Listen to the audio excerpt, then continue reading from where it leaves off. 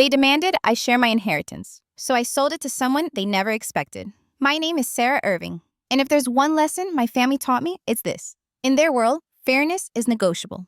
What's mine is negotiable. Even my grandmother's last gift to me, a house worth $750,000, was negotiable, at least in their eyes. The first sign came the day of the will reading. I sat in Attorney Mill's office, hands folded tight in my lap, waiting to hear what Grandma Eleanor had decided. My parents were there too, along with my sister Melissa, all three of them looking like they were about to collect a prize.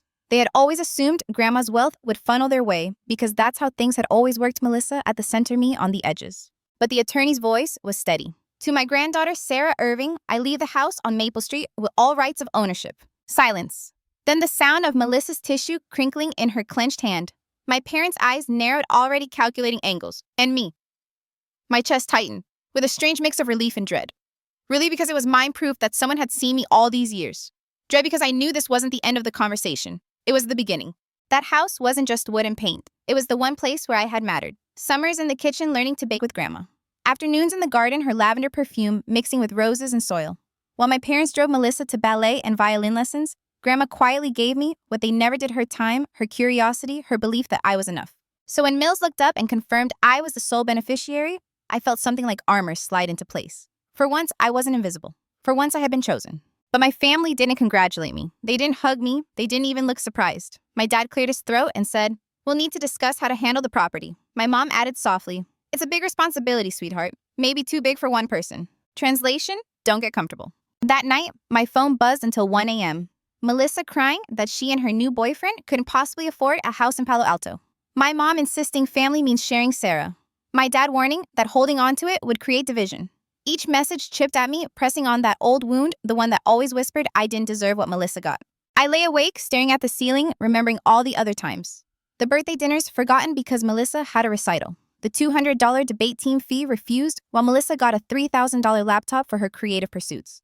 The way my straight A report card had earned a distracted good job before the conversation turned to Melissa's art project. And then I remembered something else. Grandma's voice, firm but kind. They don't love her more, Sarah. They love themselves more. And Melissa reflects what they wish they were.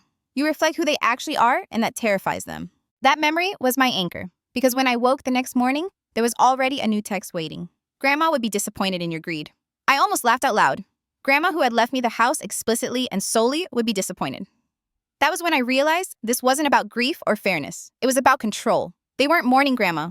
They were circling me like vultures around her last gift. Ask yourself, what would you do if the people meant to protect you decided your boundaries were optional? Would you fight or fold? 2 weeks after the will reading, they staged what I can only describe as an intervention.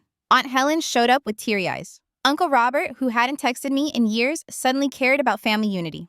Even cousins chimed in, parroting the same lines. You're the strong one. Melissa is fragile. Don't let property come between family. But here's the truth. It wasn't about property. It was about erasing the one moment in 32 years where I was chosen over Melissa. The final straw came in the form of a text from Dad. Either you agree to sell and split the proceeds, or you are no longer welcome in this family. Your choice. I stared at it until my hands shook. No longer welcome. When had I ever been welcome? When had my victories been celebrated? My needs prioritized? And then, as if the universe had been listening, another message buzzed through. An unknown number. Sarah, this is Marcus Chen. I heard you might be selling a property on Maple Street. Very interested. Can we talk? Marcus, my old study partner from college. The same Marcus who now happened to be CEO of the tech company where Melissa had just been promoted. I read Dad's ultimatum again. I read Marcus's message. And for the first time in weeks, I smiled. They wanted me to sell the house fine, but they never specified to whom. And that was the moment the game shifted. The days after Marcus's text were a masterclass in family pressure. If you've ever had relatives who confuse guilt with love, you'll know exactly what I mean. It started small. My mom calling me every morning at 7 a.m., her voice syrupy sweet. Sarah, honey, I just don't want you to feel overwhelmed. A house is such a big responsibility. You're working so hard at your new job. Maybe you should think about what's best for everyone. Best for everyone, not best for me. That phrase had been the soundtrack of my childhood. It always meant Melissa first, Sarah later. When I didn't take the bait, my dad tried a different tactic. Real estate is liquid right now, he said, as if I hadn't spent months reading about the housing market before Grandma passed. You'll never get this much for the property again. Better to sell now while interest rates are high. You can split the money and set your sister up for her future. Notice the wording. Split the money and set your sister up. My future was never the focus. Melissa, of course, went for the emotional gut punch. I'm not saying you should give me the house, she sobbed over the phone, but Brad and I are finally ready to build a life together. We can't afford anything else in this market. Don't you want me to be happy? That question hit harder than I wanted to admit. Because yes, part of me did want her to be happy. She was my sister after all. But happiness built on taking what wasn't hers. That wasn't joy, it was theft dressed up as need. Then came the group texts. Aunt Helen writing Sarah family unity matters more than property. Cousins I hadn't spoken to in years chiming in with, your parents are worried sick. Don't let a house tear you apart. At one point, I counted 43 messages in a single day. The words blurred together, a chorus of demands, disguised as concern. It was coordinated two same phrases, same timing, as if someone had passed around a script. Melissa even dropped by my apartment unannounced one evening, mascara running, clutching a bottle of cheap wine. She plopped down on my couch without waiting for an invitation. I'm drowning, she whispered dramatically.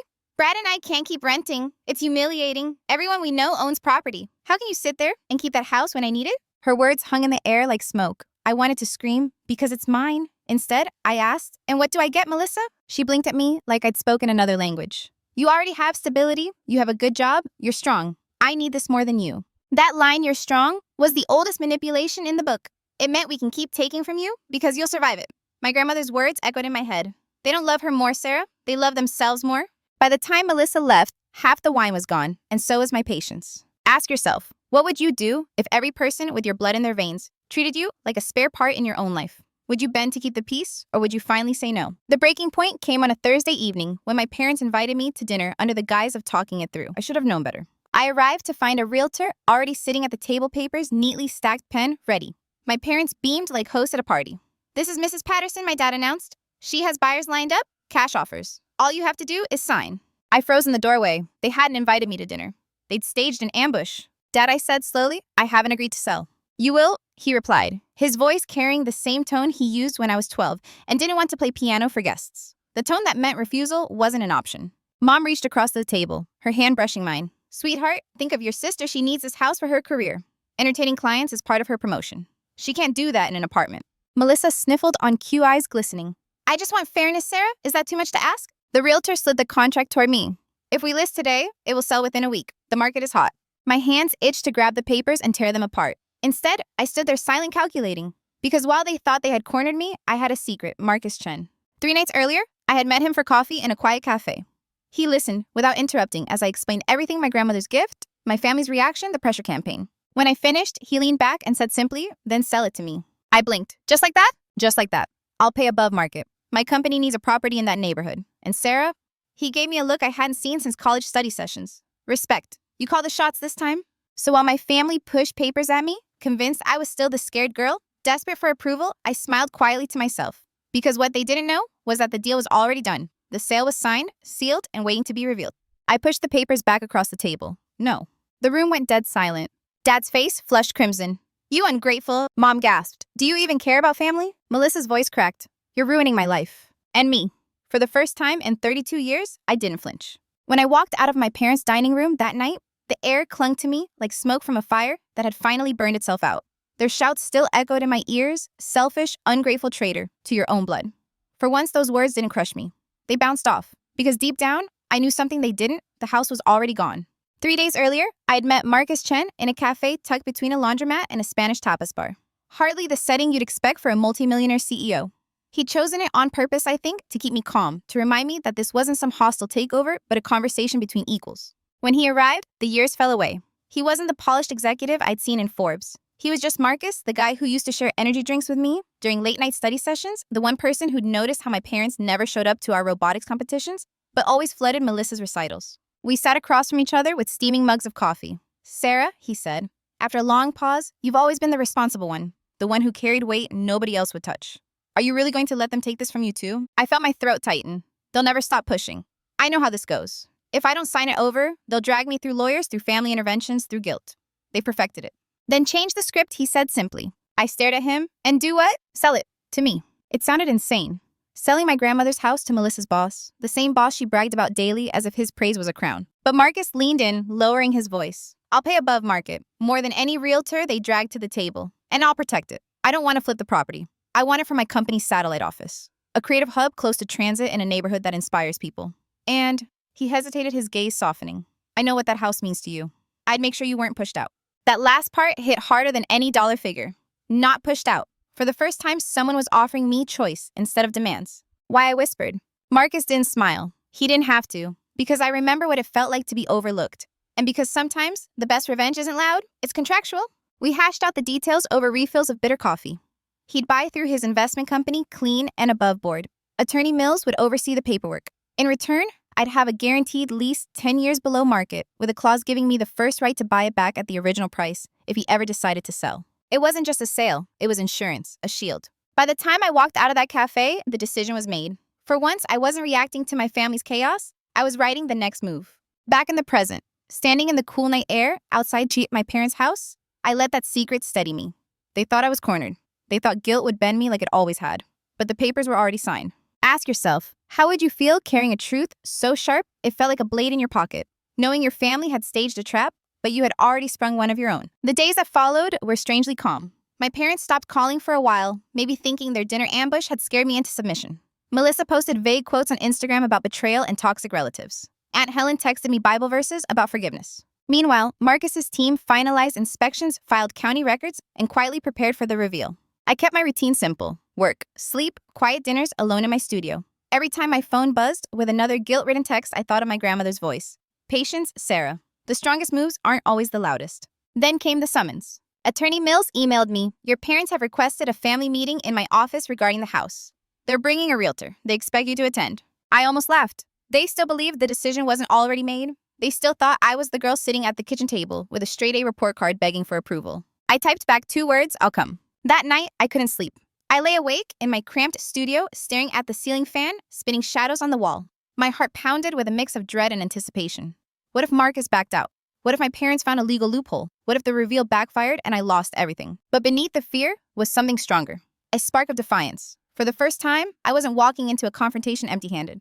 I wasn't going to be the sacrifice. The morning of the meeting, I dressed carefully, not flashy, not timid. A navy blazer, jeans, and my grandmother's silver locket resting against my collarbone. A reminder of who I was doing this for. When I stepped into Attorney Mills's conference room, the air was thick with tension. My parents sat side by side like prosecutors ready for trial.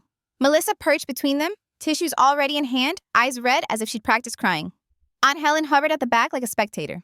And there, at the far end, sat Mrs. Patterson, the realtor, in a scarlet blazer, papers stacked neatly in front of her. Dad didn't wait for Mills to speak. "We're here to finalize the sale. Sarah, you'll sign today." I slid into my seat, folding my hands in my lap. "Funny, I thought we were here to talk." Mom's smile was brittle. "Sweetheart, we don't need to drag this out. Family shares. That's how it's always been? Always for them, never for me." Melissa dabbed at her eyes. "I just want fairness. Why can't you see that?" Because fairness in our family had always meant her winning and me losing. Mrs. Patterson pushed the contract toward me, pen resting on top like a dare. "If we list now, the house will sell within days. You'll all walk away with more money than you expect." I glanced at Attorney Mills. She adjusted her glasses but said nothing, her eyes flicking to me as if to ask, "Are you ready?" I was. I pushed the pen back across the table. "No." The silence that followed was electric, a crackle in the air before the storm. And that was when I realized this wasn't the end of their game. It was the beginning of mine. The air in the conference room shifted the moment I said no. Dad's face turned a dangerous shade of red. Mom's brittle smile snapped like glass. Melissa gasped as if I'd confessed to a crime instead of simply refusing to sign. "You don't get to say no." Dad snapped, his voice rising. "This isn't just about you, Sarah. This is about family." That word family, the weapon they always used. My armor used to crumble every time they said it. But now I had a different shield. "Actually," Attorney Mills interjected smoothly, "Sarah has every right to say no. The will is clear." "Wills can be contested," Mom hissed. "Undue influence, diminished capacity. We've consulted lawyers." Melissa burst into tears on cue, clutching a tissue. "I can't believe you're doing this to me, Sarah. To us. Grandma would want us to share." I wanted to laugh. Grandma, the very woman who had written my parents out of the will on purpose, would want me to share? Mrs. Patterson, the realtor, slid her manicured hand across the papers. "I already have cash buyers lined up. If we move quickly, this could close in a week." That was when I pulled out my phone. A text notification glowed at the top. "Marcus, on my way. ETA 15 minutes. I looked around the table at my parents' smug certainty, at Melissa's crocodile tears, at the realtor, who smelled a fat commission. For once, I didn't feel cornered. I felt calm. "Shh. Fine," I said, standing. "You want the house? Let's go see it, right now." The room erupted in whispers. Aunt Helen frowned. "What are you playing at, Sarah?" "No games," I replied, gathering my bag. "If you're so desperate for the house, you should see what you're fighting over." Dad smirked, mistaking my tone for surrender. Finally, some sense. The convoy that left Attorney Mills' office looked like a funeral procession. My parents led the way in their SUV, Melissa sandwiched in the back seat, still sniffling theatrically. Mrs. Patterson followed, phone glued to her ear. Aunt Helen drove behind them, eyes darting nervously in the rearview mirror. Mills stayed close to me in her Lexus, her jaw tight as if she already knew the storm about to break. I drove alone, my hands steady on the wheel. The familiar streets blurred past until the Victorian on Maple Street appeared like a memory pulled into the present. The wraparound porch, the blooming garden, the house that had been my sanctuary. But today, it wasn't just a house. It was a trap, and my family was about to walk straight into it. As I pulled up to the curb, I spotted it, a gleaming white Tesla parked in the driveway. My lips curled into a smile, right on time. Melissa's gasp echoed from their SUV. That's my CEO's car. Confusion rippled through the group as we gathered at the front walkway. Dad squinted. What the hell would Marcus Chen be doing here? I walked ahead, letting them stew in their confusion. The porch creaked under my weight, the same boards Grandma and I had sat on during long summer evenings. I didn't even need to knock. The door swung open. And there he was, Marcus Chen framed in the doorway, casual but unmistakably powerful. Jeans crisp, buttoned down, an air of command he didn't even have to try for. Melissa's knees almost buckled. Mr. Chen, she stammered. Marcus gave her a curt nod, then turned to me with a warmth that made my parents' jaws tighten. Sarah, perfect timing. What is going on? Mom demanded, her voice shrill. Marcus stepped aside, gesturing us in like he already owned the place, which of course he did. I'll tell you what's going on, I said, planting myself on the porch steps so everyone had to look at me. This house is no longer mine. Melissa's eyes went wide. You sold it? I nodded. 3 days ago. The papers are signed. The sale is final. To me, Marcus added smoothly. Through my company. The silence that followed was deafening. Even the neighbors across the street paused their gardening to watch. Dad's voice finally cracked through raw with rage. That's impossible. The house belongs to Sarah. Belonged, Attorney Mills corrected firmly. Past tense? The deed was transferred 3 days ago. Everything is legal, above board, and final. Melissa looked like she'd been punched. You sold my future house to my boss. Correction, I said evenly. I sold my house to a buyer who respected it. Who respected me? Mom's face twisted with betrayal. You schemed with him to humiliate us? Marcus folded his arms, his tone cool and professional. Mrs. Irving, I paid above market value for this property. Sarah had every legal right to sell. If you're humiliated, that's your own doing. Melissa shook her head, her voice trembling. You can't make me work here. This is my grandmother's house. It was your grandmother's house, Marcus said. Now it's a company asset. The marketing team's new satellite office. Your office, Melissa? Her mascara-streaked tears dried instantly as panic replaced grief. You can't be serious. I'm very serious, Marcus replied. Your department will begin operations here on Monday. If that's a problem, HR can discuss alternatives. We all knew what alternatives meant. Demotion or termination. Mom lunged toward me, her eyes blazing. You've destroyed your sister's life. Are you proud of yourself? I didn't flinch. I didn't destroy anything. I protected what was mine, for once. Dad's voice dropped to a growl. You're done, Sarah? You're out of this family? I met his glare steady as stone. Promise? The gasp that followed was sharper than any slap. For the first time in my life, the power dynamic shifted. I wasn't the overlooked daughter. I wasn't the scapegoat. I was the one holding the cards, and they knew it. The mover's truck rumbled up, then unloading sleek office desks and whiteboards. Neighbors gathered openly now, some recording on their phones. It was a spectacle, and I let it be. Because this time, I wasn't hiding. This time, the house wasn't theirs to take. The front lawn of Grandma's house had turned into a stage, and every single neighbor was the audience. Mrs. Kim from next door held her phone up high, recording without shame. Mr. Peterson leaned on his fence, grinning like he'd bought front row tickets. Even the Peterson kid was live streaming, judging by the way he kept narrating into his phone. And there stood my family, Mom clutching Melissa like she was some fallen saint. Dad puffed up and purple-faced. Melissa, pale and trembling. Mascara tracks etched down her cheeks. Sarah, stop this circus. Dad barked, his voice booming. This is private family business. Not anymore, Marcus said smoothly, stepping forward like he owned not just the house, but the very ground we stood on. This is a company property now, and you're trespassing. That word, trespassing, hung in the air. My parents recoiled as if the law itself had slapped them. Mom tried to regain control. This is our daughter's inheritance. You can't just sweep in with your money and steal it from her. Your daughter's inheritance was Sarah's, Attorney Mills corrected sharply. Eleanor Irving left the house solely to Sarah with very explicit instructions. There were no shared clauses, no contingencies, and Sarah had every right to sell. Melissa's voice cracked. But Grandma loved me too? She wouldn't want me shut out? I stepped forward, my voice steady. Melissa, Grandma loved you, yes. But she saw the truth. She knew what our parents were like. She knew how they would pressure me, how they'd make me feel guilty. That's why she made sure the will was ironclad. She wanted me protected. The neighbors murmured. Mrs. Kim shouted. Eleanor told us all the time Sarah was the strong one. She said, they'll never stop trying to take from her. Don't let them. Mom's face turned beet red. You have no idea what you're talking about, Mrs. Kim. This is family. No, I said firmly. This is manipulation. You wanted to take what was mine and give it to Melissa like always. Marcus cleared his throat, clearly enjoying himself, but also bringing the weight of authority. For clarity, I purchased this house for $800,000 above market value. The funds cleared 3 days ago. The deed is recorded with the county. This is legal, final, and irreversible. Any attempt to claim otherwise, it is harassment. Dad stepped forward, fists clenched. This is fraud. You colluded with my daughter. Marcus actually chuckled. Collusion. She offered me your property. I paid for it. That's not collusion, that's called a transaction. Melissa looked around at the gathering crowd, her face crumbling. You've ruined me, Sarah. Everyone at work will know. They'll think I'm pathetic living in my boss's office watching my sister play landlord upstairs. I tilted my head.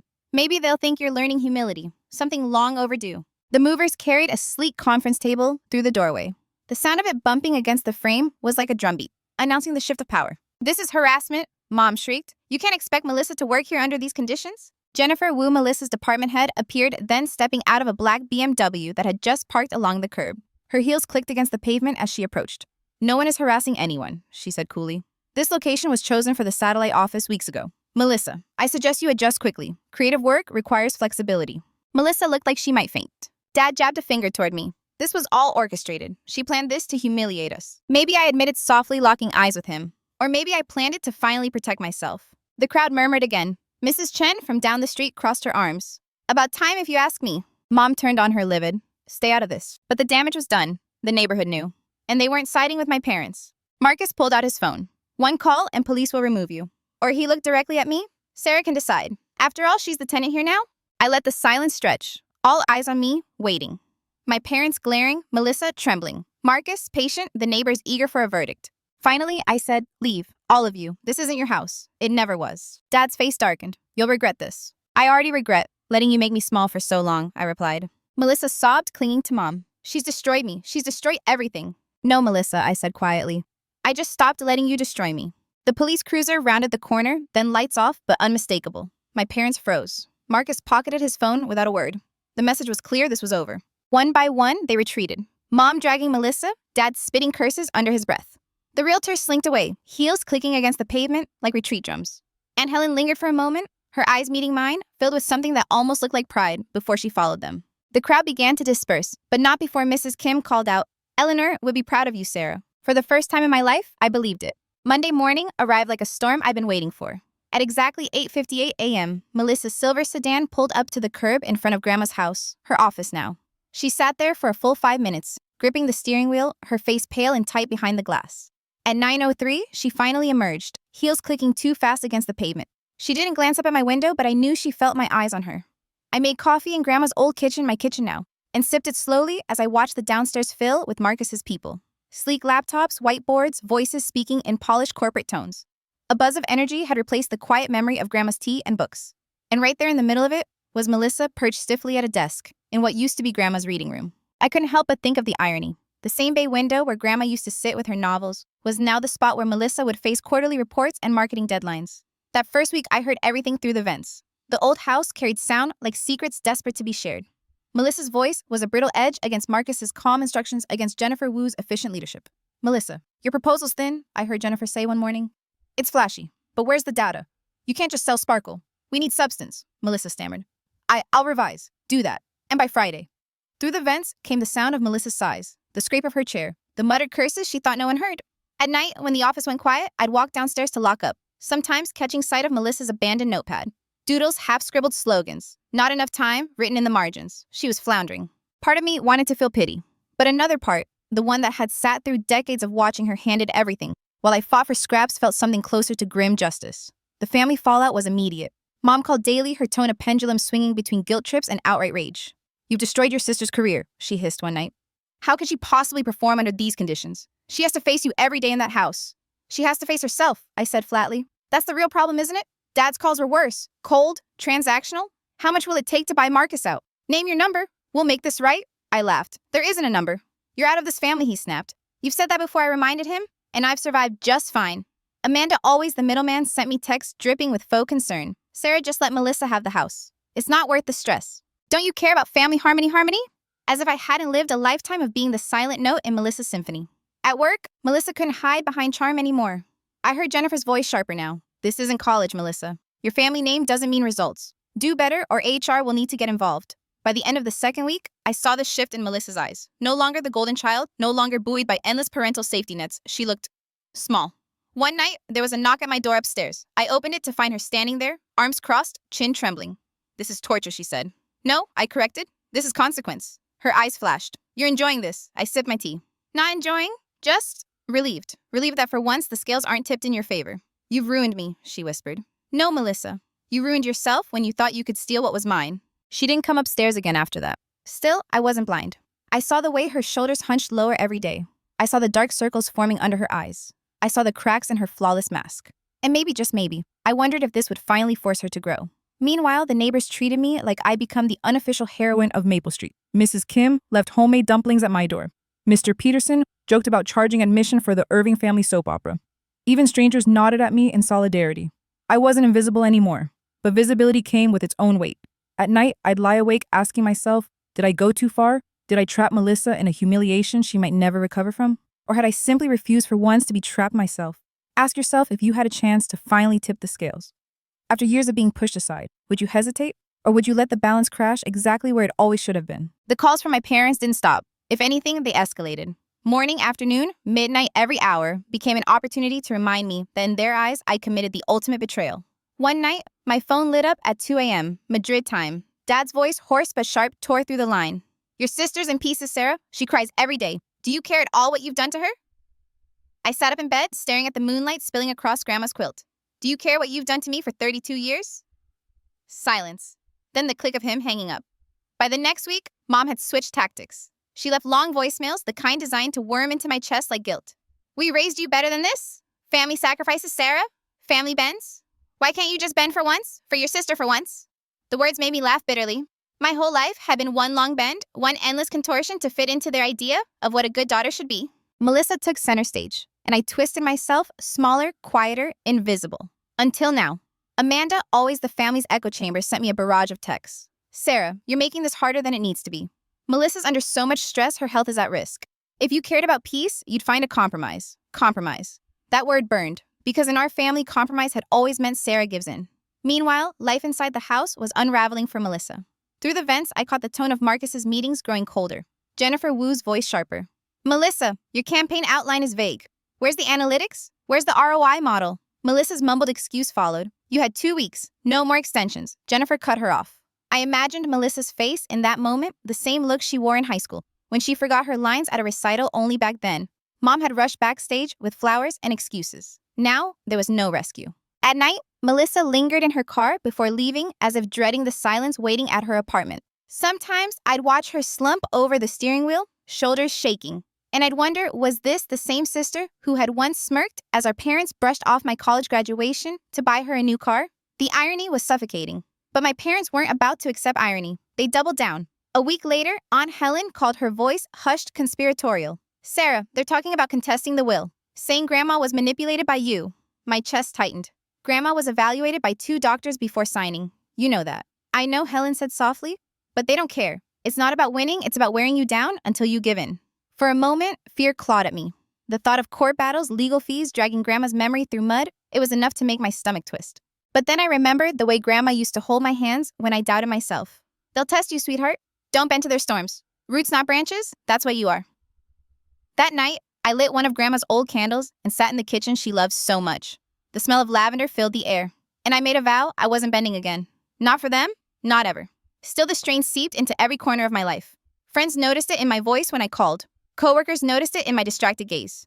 Even Marcus, who checked in with me weekly, tilted his head during one meeting and asked, "Are you sure you're okay?" I wanted to say yes. But the truth was messier.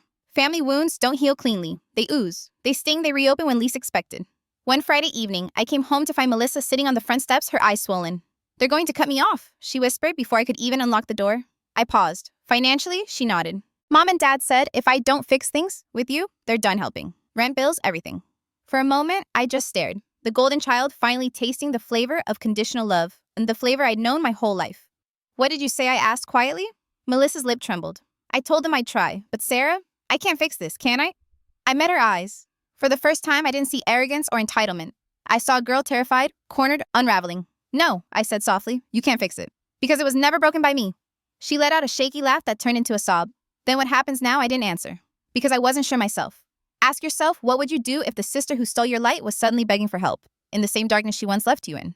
Would you open the door or leave her on the porch to face the cold she never believed existed? The following Monday, the cracks in Melissa's perfect facade finally split wide open. I was in the upstairs kitchen making coffee when I heard the thud of a chair downstairs, followed by Jennifer Wu's sharp voice. This presentation is unacceptable. Half the slides are filler. Where's the data? Where's the market analysis? Melissa's voice wavered. I thought we agreed to focus more on visuals. No, Jennifer cut her off. We agreed on substance. And this is smoke and mirrors. Silence. Then Marcus's voice, calm but firm. Melissa, this is your second warning. One more, and we'll need to consider your role here. My spoon clinked against the mug. I wasn't eavesdropping on purpose, but the old vents carried every word like a confession. And each word painted a picture Melissa, the golden child, finally being held to standards she couldn't charm her way out of. By lunchtime, the tension was thick enough to choke on. Melissa stormed upstairs and barged into my apartment without knocking. This is your fault, she hissed, slamming the door behind her. I raised an eyebrow. My fault you didn't do your job. You knew this would happen? She snapped. Her hands trembled as she gestured wildly. Working here, seeing you every day, it's poisoned everything. I can't focus, I can't think. How am I supposed to succeed when you're lurking around waiting for me to fail? I leaned back against the counter, trying to stay calm. Melissa, you were failing long before I inherited this house. You just didn't notice because Mom and Dad cushioned every fall. Her lip quivered. For once, there was no comeback, no quick retort. Just silence that hung between us like a knife. Finally, she whispered, I'm going to lose my job. I stared at her. For years, I had dreamed of this moment, the golden child finally stripped of her shine. I thought I'd feel vindicated, maybe even triumphant. Instead, I felt something else, something heavier. Pity. Not for the entitled adult Melissa had become, but for the little girl she once was. The girl who had been trained to believe she deserved everything, and who had never been taught how to stand when the world said no. That evening, my phone lit up again. Mom's voice was frantic. Sarah, do you understand what you've done? Melissa's career is hanging by a thread. If she gets fired, it's on you. I clenched the phone so tightly, my knuckles whitened. No, Mom. It's on her, on you, on Dad. You raised her to believe she didn't have to earn anything. Now the world's proving you wrong, and you're blaming me. You're cruel, she spat. Heartless. Family doesn't abandon each other like this. Family doesn't abandon one child for another for 32 years either, I shot back. The line went dead. Later that night, Melissa knocked again. This time, her voice was softer. Can we talk? I let her in. She sank onto the couch, like all the air had been punched out of her. I'm scared, Sarah. I don't know how to do this. I've never had to fight for anything. I don't even know where to start. Her vulnerability cracked something in me. I remembered Grandma's words. They don't love her more, sweetheart. They love themselves more. Melissa reflects what they wish they were. Maybe Melissa had been just as trapped as I was, only in a different cage. Hers was built of entitlement and false praise, mine of neglect and silence. Both prisons, both cruel. I can't save you, I told her quietly. Not like Mom and Dad did. But if you want to learn, if you want to try, I can point you in the right direction. She looked up, eyes red but searching. Why would you help me? After everything, I paused, choosing my words carefully. Because Grandma wouldn't want me to become like them. She taught me strength, not spite. But you have to want it, Melissa. I won't carry you. Not anymore. For the first time in our lives, Melissa didn't argue. She just nodded, tears slipping down her cheeks. Ask yourself if the sibling who once stole everything stood before you. Broken, begging for guidance, would you help them? Or would you turn away, letting them taste the full weight of consequences alone? 3 weeks later, the inevitable happened. Melissa came home early one Thursday, her eyes swollen, her blazer crumpled like she'd been wrung out. She dropped her work bag in the hall and just stood there frozen. I didn't have to ask. I already knew. They let me go, she whispered. Performance issues. I didn't gloat, didn't smile, just poured her a glass of water and slid it across the table. She gripped it like it was the last lifeline she had. Mom's call came an hour later. Her voice was sharp enough to cut steel. You destroyed her, Sarah. Are you happy now? Your sister is unemployed, humiliated, and it's because of you. I closed my eyes, pinching the bridge of my nose. Mom, Melissa lost her job because she didn't do it. Because for once, charm and tears weren't enough. Don't you dare put that on me. You think you're better than us? She hissed, sitting in that house, acting like a queen. But you'll be alone, Sarah. When Melissa rebuilds, when we rebuild, you'll regret this. The call ended with a slam. My hands shook, but not from fear, from exhaustion. 32 years of being the family scapegoat, and they still hadn't learned a thing. That night, while Melissa cried herself to sleep downstairs on the couch, I wandered into Grandma's old study. Something tugged at me like there was still one last thread I hadn't pulled. I opened the closet, shuffled through boxes I hadn't touched before, and there it was. A small wooden chest with Grandma's handwriting carved faintly on top, for Sarah when the noise gets too loud. My breath caught. I opened it slowly. Inside were letters, dozens of them, written in Grandma's looping script, each one addressed to me. I pulled out the first envelope. The letter inside read, My dearest Sarah, I know the noise of this family will try to drown you. They will tell you that you are less, that your needs don't matter. But I see you. I see the quiet strength they ignore. One day, they will come for what is yours. And when they do, I want you to remember you don't owe them anything. You don't need their approval. You need only to stand firm. The house is yours, not because of money, but because it holds the truth of who you are. Protect it. Protect yourself. And when the time comes, do not hesitate to let them see what they made you. With all my love, Grandma. My hand shook as I folded the letter back. Tears blurred the ink. She had seen it all years before it unfolded. She had known exactly how they'd turn on me, how Melissa would be weaponized against me. I read another letter dated just a year before she died. Sarah, I imagine you reading this when they've cornered you. I imagine your father red-faced your mother crying. Melissa pleading. Don't let their theater sway you.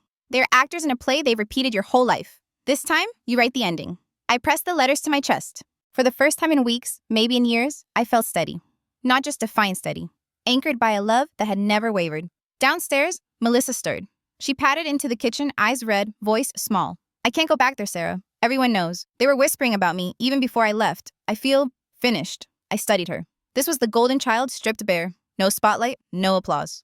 Just a woman crumbling under the weight of finally facing the world alone. You're not finished, I said slowly. But you'll have to start at the beginning, the way I did, the way Grandma wanted us both to. Her lips trembled. I don't know how. And there it was, the truth Melissa had never said aloud. She didn't know how to survive without someone carrying her. I placed one of Grandma's letters on the table. She stared at it like it might burn her. She wrote to you, she whispered. She wrote for me, I corrected. But maybe you need to hear it too. Melissa didn't touch it. She just cried quietly, the sound strangely childlike. That night, lying in bed, I asked myself the question I'd been avoiding. Did I want her to grow? Did I want her to heal? Or did some twisted part of me want her to stay broken, so I'd finally win? It was a sick thought and it scared me. But honesty matters even when it hurts. Grandma's words echoed in my head. Don't let their theater sway you. This time, you write the ending. Ask yourself if your sibling, who had always been handed everything, suddenly fell and looked to you for help. Would you give it? Or would you let them finally learn the hard way, even if it broke them completely? 6 months later, the house was quiet again. The satellite office had been moved downtown. Marcus never meant it to be permanent. It was a temporary chess move, one that forced everyone to show their hand. When the furniture rolled out, the downstairs returned to what it had always been Grandma's sanctuary, and now mine. Melissa was gone. After her termination, she drifted. First to a friend's couch, then to some small apartment 2 towns over. Occasionally, she'd send me a text. A clipped sentence. Do you still have Grandma's letters? Or do you think I'll ever fix this? I never knew how to respond. Sometimes I didn't. Our parents, true to form, vanished. Rumors trickled through neighbors that they'd sold their house and moved to Arizona. A fresh start, they'd said. Translation, a place where nobody knew the truth. And me, I stayed. I planted new roses in Grandma's garden, painted the porch swing she loved. Every Saturday, I brewed coffee and sat where she used to sit, watching the street, nodding to Mrs. Kim, to the Petersons, to the world that had seen me finally stand. But here's the thing about quiet. It makes space for questions. Did I win? Or did I just trade one prison for another, trapped in memories in a house that feels like both victory and grave? Some nights, I'd reread Grandma's letters, searching for guidance. She'd written of strength of standing firm, but she never promised peace, just survival. And then there was Melissa. One evening, she showed up at my door. Not glamorous, no designer clothes, no dramatic tears. Just jeans, a faded sweatshirt, and eyes that carried something I'd never seen before, humility. I got a job, she said softly. Entry level, admin assistant. I nodded. That's good? Her voice broke. It feels like starting over at 31. Maybe that's the only way to really start, I said. She didn't stay long. But before leaving, she glanced around the house. At the walls she'd once claimed should be hers. At the life she thought she'd inherit. Her eyes lingered on Grandma's photo on the mantel. She loved you differently, Melissa whispered. Yes, I said. She did. And for the first time, Melissa didn't argue. Weeks later, I found another of Grandma's letters I'd missed, tucked into the pages of an old cookbook. Sarah, if you're reading this, then maybe Melissa has fallen too. Remember, love without boundaries is enabling. Boundaries without love are cruelty. Balance them. Not for her sake, but for yours. Because forgiveness is not about them, it's about freeing yourself. I folded the letter slowly. Forgiveness. A word that felt like both release and burden. Could I forgive? Should I? One evening, standing in the garden, I realized something. Forgiveness doesn't mean inviting them back in. It doesn't mean erasing the scars. It just means I can breathe without their hands around my throat, and maybe, just maybe, Melissa will find her own strength. Not because I saved her, but because she finally learned how to save herself. As for me, I'm still here. Still growing.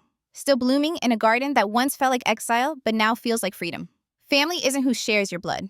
It's who respects your boundaries. It's who shows up without demanding a piece of you in return. So let me ask you, if you were me, would you open the door if your family came back? Or would you let the quiet bloom, unbroken, finally yours? Because sometimes the real inheritance isn't the house or the money. It's the strength to say, this ends with me. Thank you for watching and supporting these full story dramas. Your comments and shares keep this channel growing.